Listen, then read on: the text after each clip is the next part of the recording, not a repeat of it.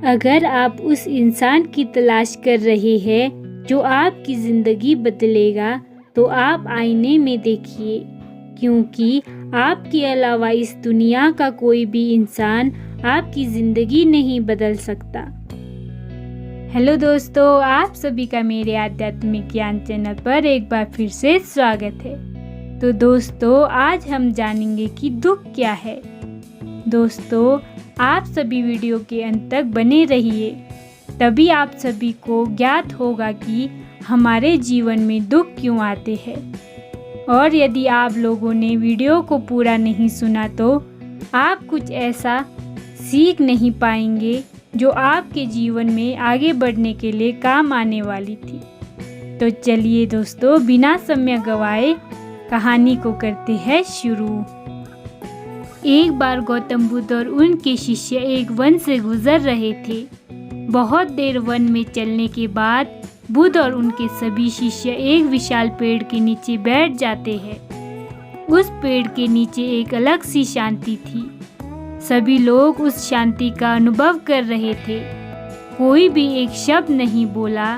कुछ देर बीतने के बाद गौतम बुद्ध का एक शिष्य खड़ा उठता है और बुद्ध से पूछता है कि बुद्ध, मैं आपसे एक प्रश्न पूछना चाहता हूँ। बुद्ध कहते हैं कि पूछो, क्या प्रश्न है तुम्हारा। शिष्य बुद्ध से पूछता है, मैंने कभी भी आपको दुखी नहीं देखा।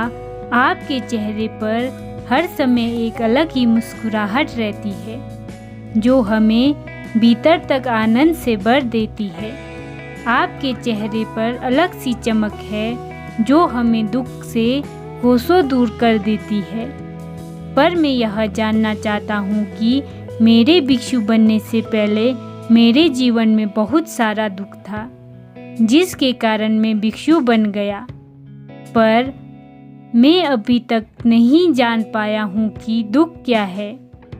क्या आप मुझे बता सकते हैं कि वास्तव में दुख क्या है। बुद्ध मुस्कुराते हैं और अपने शिष्य से कहते हैं, दुख एक विचार से ज़्यादा कुछ नहीं है। सभी लोग सुनकर चौंकते हैं और बुद्ध से पूछते हैं कि परंतु बुद्ध, विचार तो आते हैं और चले जाते हैं, पर दुख एक बार आ जाता है तो जाने का नाम ही नहीं लेता। गौतम बुद्ध कहते हैं कि मैं तुम्हें एक छोटी सी घटना बताता हूँ। एक नगर में एक धनी सेठ रहता है। उसके पास एक वफादार नौकर होता था। वह सेठ अपने नौकर पर बहुत विश्वास करता था। वह सेठ अपने नौकर को कभी भी किसी बात के लिए भी शक नहीं करता, क्योंकि उसका नौकर वास्तव में ही बहुत ईमानदार होता है। एक बार उस सेठ को किसी काम से बाहर जाना पड़ा। 2-3 दिनों के बाद जब वह सेठ वापस लौटता है तो वह एक कीमती सामान लेकर आता है।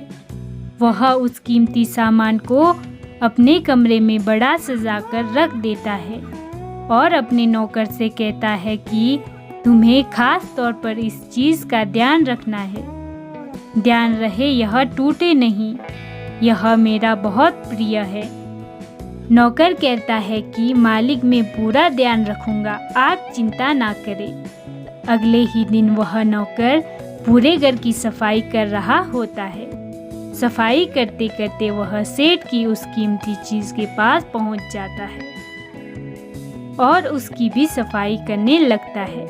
सफाई करते वक्त वह कीमती चीज़ उस नौकर के हाथ से फिसल जाती है और नीचे गिर जाती है।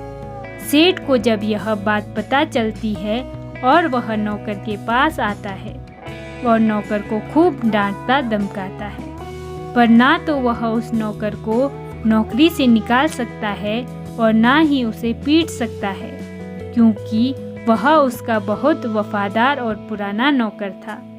इसीलिए वह डांट धमका कर ही उसे छोड़ देता है। सेठ उस कीमती चीज़ के बारे में सोच सोचकर बहुत दुखी हो जाता है। रात होती है और सेठ अपने कमरे में लौट जाता है। सेठ को नींद नहीं आ रही होती है, वह बहुत बेचैन होता है। बेचैनी के कारण सेठ अपने कमरे से बाहर निकलता है और देखता है कि उसका नौकर निश्चिंत होकर खराटे ले लेकर सो रहा था। वह यह देखकर और क्रोधित हो जाता है। सेठ सोचता है, इसने मेरी इतनी कीमती चीज तोड़ दी और इसे बिल्कुल भी चिंता नहीं है। मुझे यहाँ नींद भी नहीं आ रही है और यह आराम से सो रहा है। सेठ अपने कमरे में वापस चला जाता है। अगले दिन सुबह सेठ सोचता है कि मैं इस समस्या से कैसे निकलूं।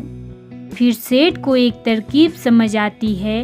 वह अपने नौकर के पास जाता है और अपने नौकर से कहता है कि मुझे बहुत दुख हो रहा है, यह बताते हुए कि वह जो कीमती चीज़ कल तुमने तोड़ी थी वह मैं तुम्हारे लिए लाया था। मैं चाहता था कि मैं उसे तुम्हें उपहार में दूं, परंतु अब क्या कर सकते हैं, अब तो वह टूट गई है। सेठ की बात सुनकर नौकर को धक्का लगा। नौकर सोचता है, अरे यह तो बहुत बड़ी गलती हो गई। वे इतनी कीमती और महंगी चीज़ मेरे लिए थी और वे मुझसे ही टूट गई। फिर क्या, उस नौकर के मन में बेचैनी पैदा हो जाती है, दुख पैदा हो जाती है। रात होती है और सेठ आराम से सोता है और वहाँ नौकर बेचैन रहता है। उसे नींद नहीं आती। क्यों नींद नहीं आती? क्योंकि उस नौकर ने उस सेठ की उस कीमती चीज़ को अपने आप से जोड़ लिया, इसीलिए वह दुखी हो जाता है। पहले उस नौकर के मन में यह विचार नहीं था कि वह कीमती चीज़ मेरी है, पर अब उसके मन में यह विचार है कि अगर वह कीमती चीज़ ना टूटती तो वो मेरी होती। तो दोस्तों, इस छोटी सी घटना से हमने यह सीख ली है कि दुख केवल एक विचार है और यह विचार कैसे उत्पन्न होता है? अपने आप को किसी चीज़ से जोड़ने से। हम जिस भी चीज़ को अपने आप से जोड़ देते हैं वह चीज़ हमारे दुख का कारण बनती है। लेकिन वास्तविकता तो यह है कि कोई भी चीज़ हमसे जुड़ नहीं सकती है। हर चीज़ आपके पास है, आपकी है, पर कुछ समय के लिए। कुछ समय के बाद वह आपसे दूर हो जाएगी और उस दूर होने की घटना को स्वीकार करें और आगे बढ़े। और दोस्तों, यदि आप सभी को मेरी वीडियो दिल से पसंद आई हो तो एक लाइक ज़रूर करें और साथ ही साथ मेरे चैनल को भी सब्सक्राइब करें और बेल वाले आइकन को दबाकर ऑल को क्लिक करें, ताकि जब भी मैं ऐसी ही और प्रेरणादायक कहानी लेकर आऊँ तो सबसे पहले नोटिफिकेशन आपको मिले।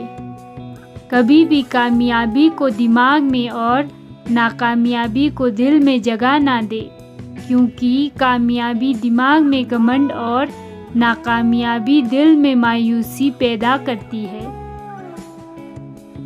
हमेशा याद रखिए, सफलता के लिए किया गया आपका अपना संकल्प किसी भी और संकल्प से ज़्यादा महत्व रखता है। दुनिया में दो तरह के लोग होते हैं जो आपसे कहेंगे कि आप इस दुनिया में कोई अंतर नहीं ला सकते। एक वो जो प्रयास करने से डरते हैं और दूसरे वो जो डरते हैं कि आप सफल हो जाएंगे।